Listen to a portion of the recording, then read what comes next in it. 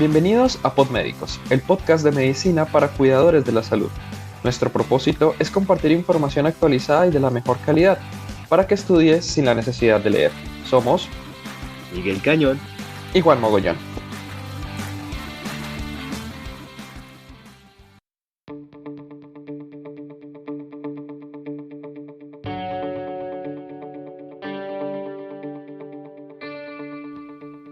Hola Miguel, buenos días, buenas tardes, buenas noches, dependiendo del horario en que nos estén escuchando. El día de hoy, Miguel, vamos a continuar con el capítulo, con el tema de anemias. En el capítulo anterior, grosso modo, hablamos del enfoque que los estudiantes, bien sea enfermería, medicina, deben tener para las anemias y que pues deben tener un esquema mental que pues es de una manera fácil para que lo afronten. Si no han hecho ese esquema, pueden visitar nuestra página en Instagram, Podmédicos, pues para que lo vean. Y hoy hablaremos de cómo llegan los pacientes a urgencias o cómo llegan los pacientes a consulta externa. Pues la evaluación de la anemia es uno de los problemas más comunes en la práctica clínica. La evaluación puede ser sencilla en un individuo por lo demás sano, con una sola causa de anemia, pero en muchos casos también hay múltiples causas que contribuyen a múltiples condiciones que pueden generar anemia. Miguel, ¿tú te acuerdas de algún caso que te haya causado curiosidad con respecto al tema de anemias? Pues mira, tengo una historia muy coloquial de un amigo que fue a Santa Marta. Se fue de paseo con los amigos, regresó muy picado, terminó con diarrea y una diarrea que producía sangre. Fue a urgencias, dengue. Y después de que se recuperó como a la semana, este hombre no me podía dejar de decir: tengo fatiga, tengo mucha fatiga. Lo cual, si lo vemos de adelante hacia atrás, imagínate, alguien que te llegue a la consulta: es que estoy muy fatigado, no puedo respirar bien. Tú piensas más bien en algo respiratorio, no como en una anemia secundaria, algo agudo, ¿no? Pues eso es lo que vamos a analizar en este capítulo. Estoy de acuerdo, sí, muchas veces los pacientes que llegan con cansancio, fatiga crónica, uno lo atribuye a otras causas, pero pues vamos a ver una correlación entre los síntomas. Y sabemos que la función de los glóbulos rojos es llevar el oxígeno a los tejidos, y con la excepción de síntomas como la pica de la deficiencia de hierro, los signos y síntomas cardinales de la anemia son el resultado de un suministro deficiente de oxígeno, Miguel. Si hay pocos glóbulos rojos, o sea, si no tenemos el transportador, pues no tenemos oxígeno. El suministro de oxígeno, a su vez, refleja una interacción compleja entre factores en los que se incluyen los diferentes grados de la anemia. El contenido y la liberación del oxígeno en la sangre. Entonces tenemos contenido, el oxígeno en la sangre refleja la cantidad de hemoglobina presente. La cantidad de hemoglobina se evalúa con la concentración de hemoglobina e indirectamente por los recuentos de HCT y RBC en el hemograma. Cada gramo de hemoglobina RBC puede unirse entre 1.34 a 1.39 mililitros de oxígeno. Entonces, pues tenemos que tener en cuenta pues esa correlación clínica que hay entre los signos y síntomas con el estado de volumen de eritrocitos, cantidad de hemoglobina, que pues son los que transportan per se el oxígeno. Entonces, Claro. como en lo anterior, Miguel, podríamos preguntarnos ¿cómo sabe el cuerpo que hay que producir eritrocitos? Bueno, tras entender qué recursos se necesitan en la vida de un eritrocito, hay que adicionar que los riñones y el hígado, cuando en su flujo arterial se sensa pobre cantidad de oxígeno, dada por la disminución de transporte del grupo M en los eritrocitos, la hemoglobina RBC, Red Blood Cells, en el riñón se produce eritroproyetina, la cual es una hormona que estimula la médula ósea para la producción de glóbulos rojos. ¿Qué puede pasar si los tejidos progenitores fallan, Juan? Bueno, entenderíamos entonces que nuestro cuerpo no sería capaz de regenerarse.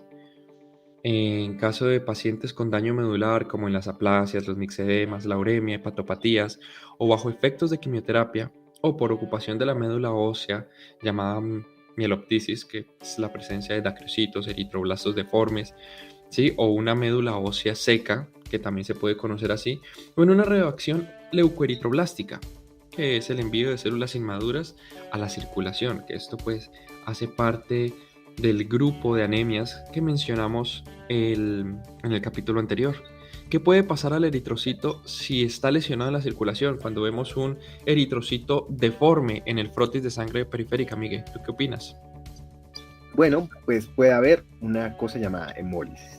En este caso vamos a hablar de la hemólisis intravascular, ya sea por defectos enzimáticos, como seguramente lo hemos visto en algunos libros de básicas, que es la deficiencia de 6-fosfato deshidrogenasa, glucosa 6-fosfato deshidrogenasa, la hemoglobinuria paroxística nocturna, que se diagnostica con el test de Ham o el test de sacarosa, o una inmunohemólisis por cuerpos fríos, que es una enfermedad autoinmune, encontrada por un CUMS positivo y anticuerpos anti-C, generando como desechos hemoglobina libre y aptoglobina, que puede ser reincorporada a la economía proteica del cuerpo por los riñones, pero si es muy elevada, su cantidad en sangre se puede encontrar en orina y puede generar fenómenos como la hemosideruria, qué complicado de pronunciar, y aptoglobina en orina, y por consecuencia también hemoglobinuria o hemoglobina en orina.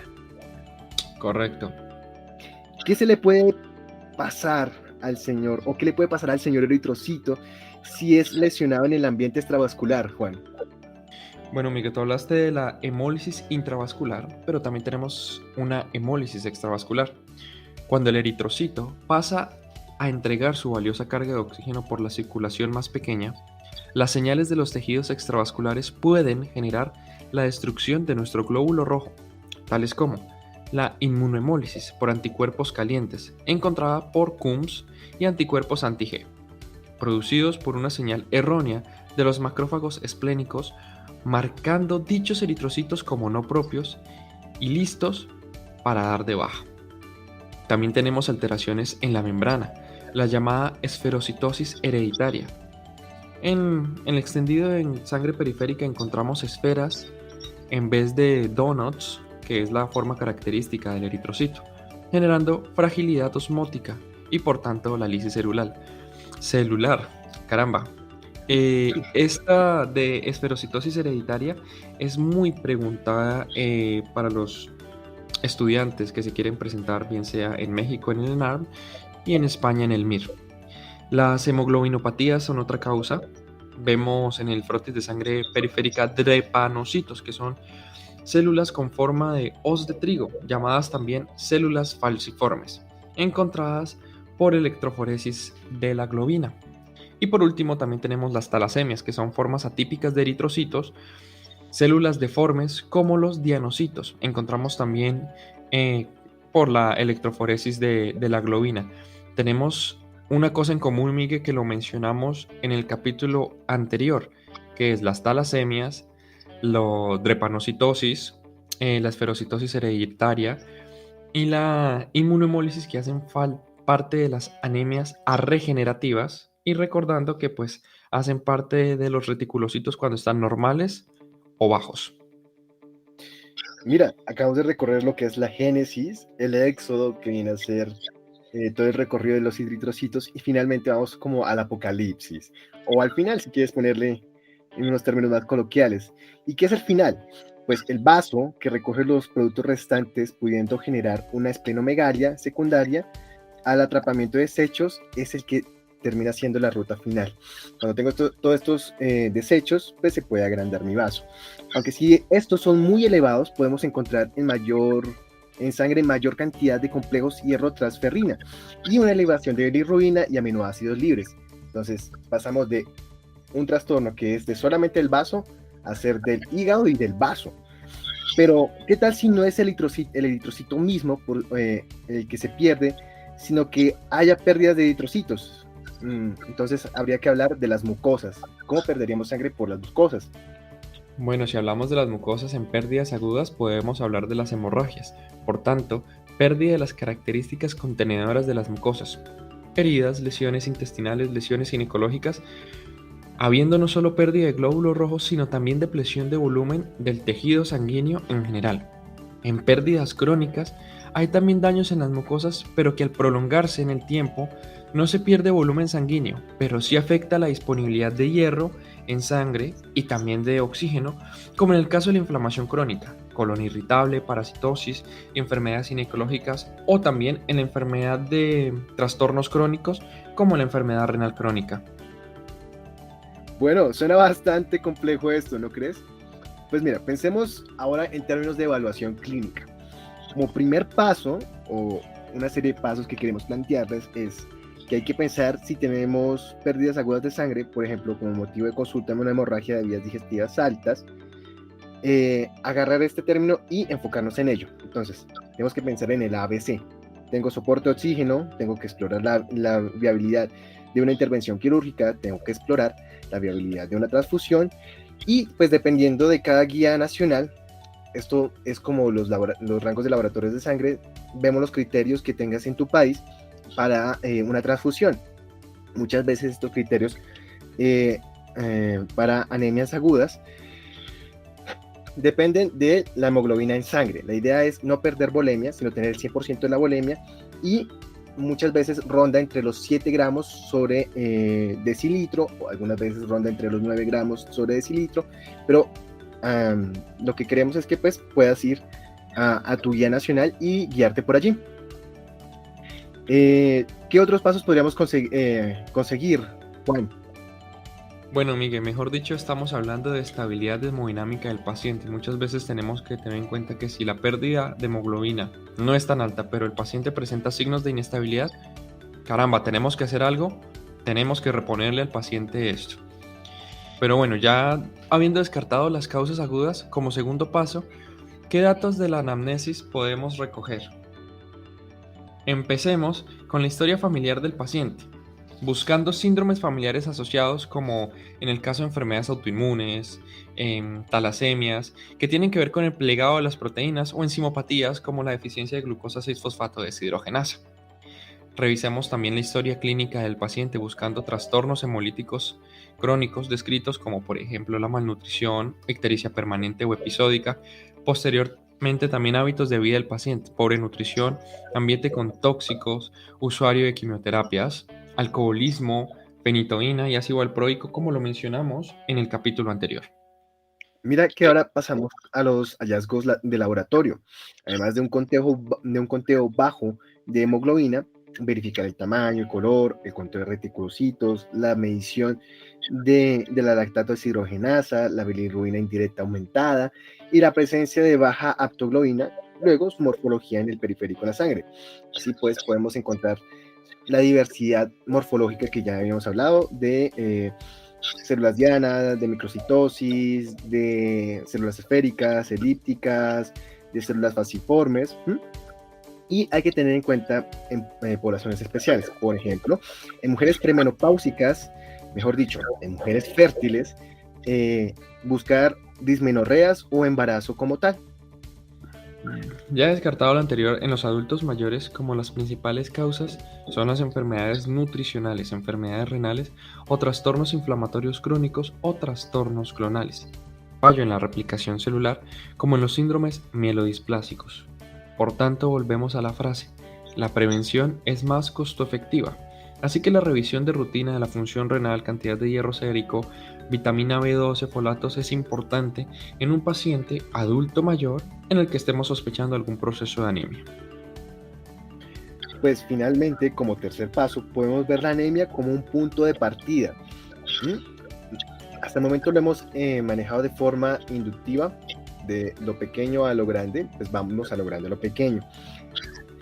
Como parte de una enfermedad sistémica subyacente, siendo los trastornos inflamatorios lo más frecuente, tales como la artritis reumatoide o el lupus, al igual que las patologías oncológicas, la insuficiencia renal crónica, el hipotiroidismo y las infecciones.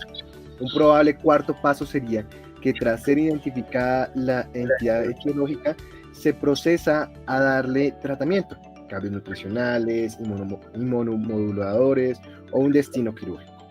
Así pues, ¿qué te parece, Juan?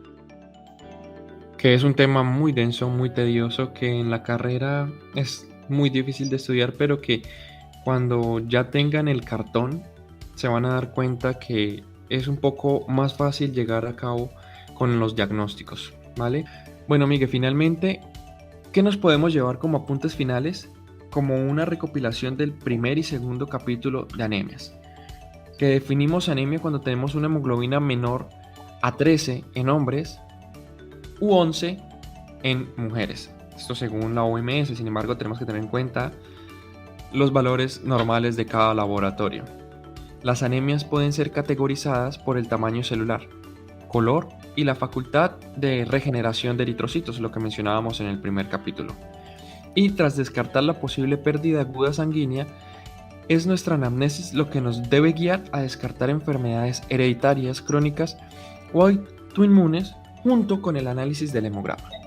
Pensar en la anemia como un diagnóstico principal, sino como en parte de una enfermedad sistémica.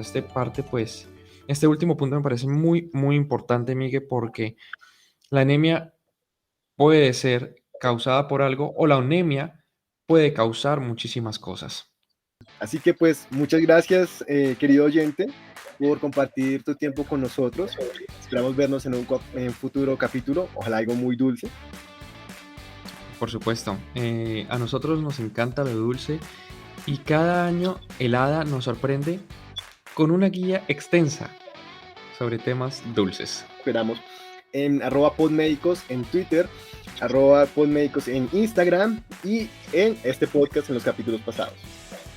Por supuesto, esperamos encontrarnos pronto nuevamente y vendrán muchos más temas de interés, no solo académicos, sino también de cosas de la carrera que es ser un estudiante de medicina en Latinoamérica y en España. Chau, chau. Chao, chao.